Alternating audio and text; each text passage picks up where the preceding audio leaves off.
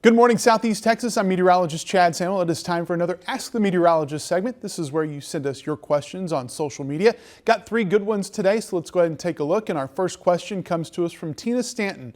Why are tropical cyclones named both hurricanes and typhoons? And that's a good question, Tina. And it all has basically to do with the naming differences in historical language and in culture. There are regional meteorological traditions, and there are different weather agencies that manage each of the Pacific and the Atlantic basins.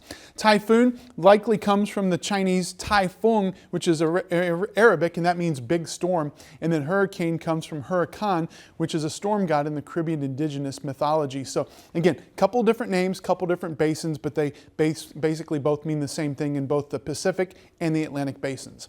Next question comes to us from Clint Beard. What is the coldest wind chill ever recorded here in Southeast Texas? And you have to go all the way back to 1989, and this is looking at data over the last 44 years, so recent bias included. But back in December 23rd, 1989, we had a wind chill at Jack Brooks Airport of 4 degrees below zero. Now we have gotten close over the last couple of years, nothing below zero, but we did have some pretty cold temperatures, but the coldest wind chill all the way back in 1989. So great question.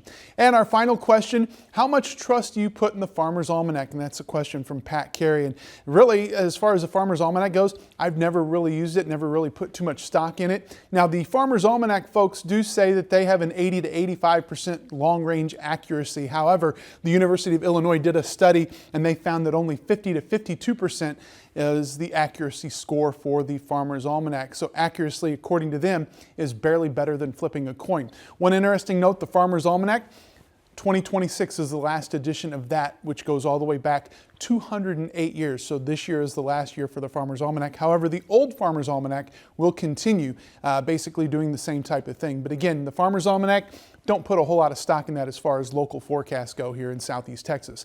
Some great questions today. Of course, if you have a question, drop it on our social media pages. We'll answer our next set of questions next week. Have a great day, everyone.